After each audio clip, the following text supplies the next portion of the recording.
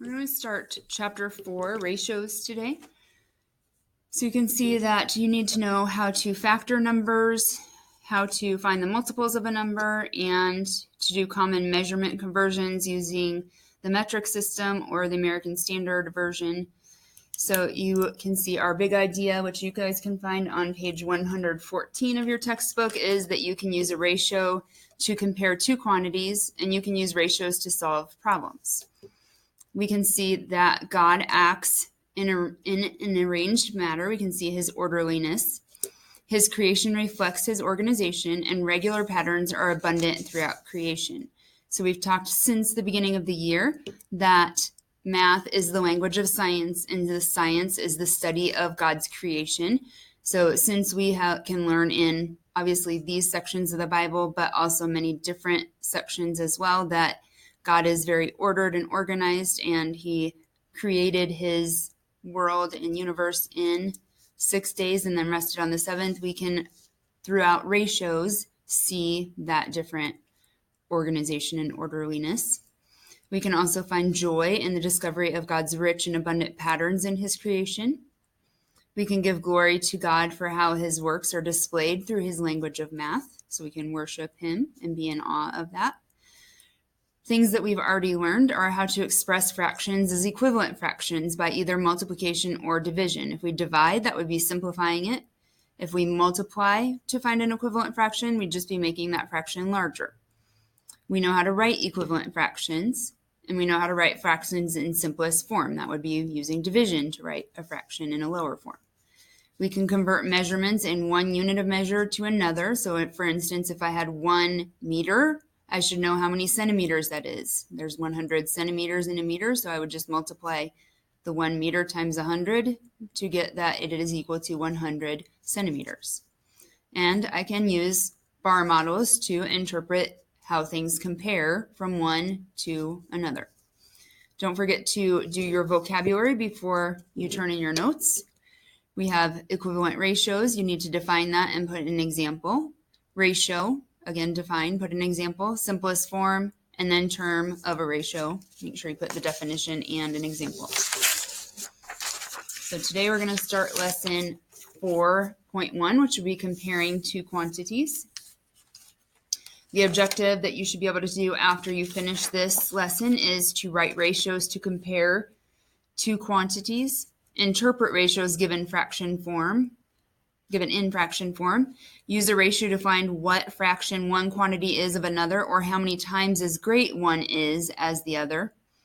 And we're going to make sure we reason through this by constructing arguments, model mathematics, and express regularity in reasoning.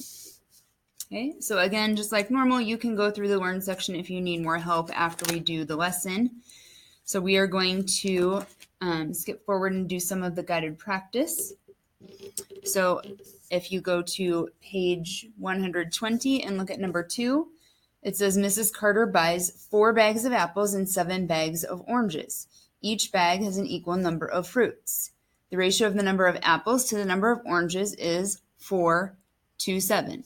So you simply write apples to oranges because that's what they're asking us for. And then you would write the number of apples, the bags of apples, and the bags of oranges. So it would be 4 to 7. And then if you can simplify, you just need to simplify. So just like if this were written like a fraction, I can simplify that if I have any factors that can be divided by the same thing. I could find the greatest common factor and simplify it. Since there is no common factor between 4 and 7, this is the answer, that the bags of apples to the bags of oranges is 4 to 7.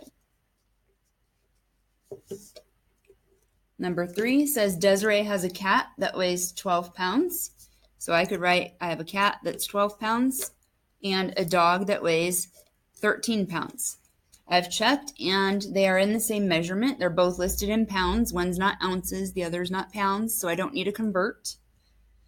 So A says the ratio of the weight of the cat to the dog. So this is just my information here. And then I write down the cat is 12, the dog is 13.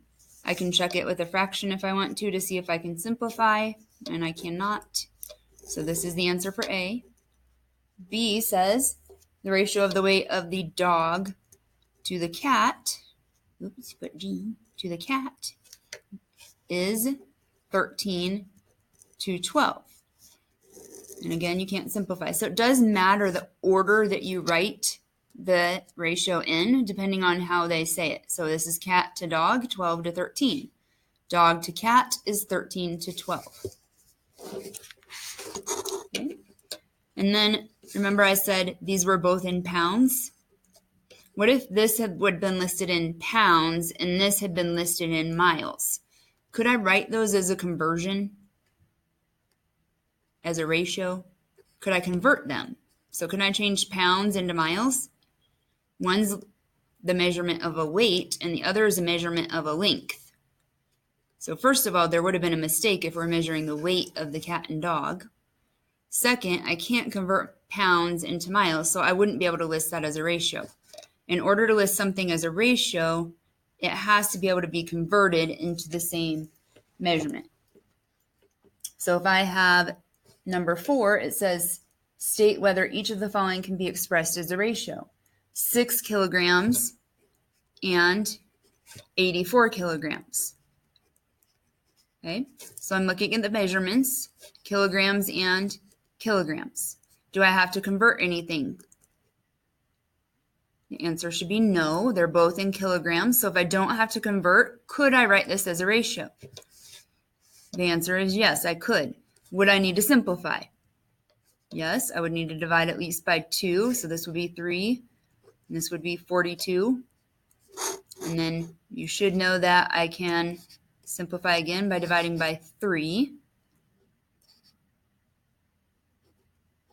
And get 1 to 14. And when you write your ratios, you actually do not have to label. So this is the one chapter when you write ratios, you get off not labeling and getting the answer correct. So number 4, the answer of the ratio would be 1 to 14, but really your answer is yes, I could write it as a ratio. Okay, let's look at number 5. It says 72 feet and 2 yards. Okay, so feet measures what? Length, weight. So this measures length or distance, you could say. What do yards measure? Same thing, length or distance. Can I convert between feet and yards? The answer is yes. Even if this was feet and meters, there is a conversion to do that. Even though one's American Standard and one would have been the metric system, you can convert those. So if it measures the length and length, the answer would be yes, I can convert those. There's 3 feet in 1 yard, so I would want to say that this is equal to 6 feet, and then I would simplify my ratio from there. Okay, number 6 says 3 ounces and 30 inches. So this measures weight, and this measures length or distance again. So can I convert between weight and length? The answer would be no. I could not write this as a ratio.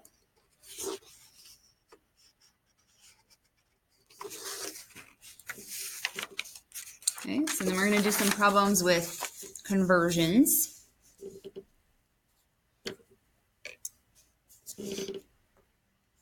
So if I look at number 7, I just ran out of room, so I'm doing it here.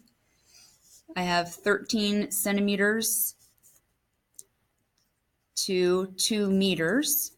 So they're leaving the labels on here so you can convert it, is equal to 13 centimeters. And I need to change the meters. So meters, how many centimeters are in 1 meter? And the answer is there's 100 centimeters in a meter. So I have to take the 2 meters times the 100 centimeters to equal 200 centimeters. So then I would need to simplify this if I could, or if I can't, I would write 13 to 200.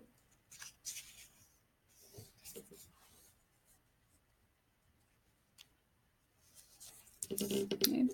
And then number 10, we can look at a bar model if you need to. So number 10, John keeps 17 angelfish and 24 guppies. Find the ratio of the number of angelfish to guppies. So you would just write down what it says. So I have 17 angelfish and 24 guppies. So 17 is a prime number. So unless the guppies is double 17 or a multiple of 17, this would be your answer. And then B says find the ratio of guppies to total fish. So don't get tricked by this. The guppies would be 24. They're not asking for angelfish, so I can't put 17. I need to find the total, which is 17 plus 24. So it would be 24 to 41. And then simplify if you can, which you cannot. So the answer is 24 to 41.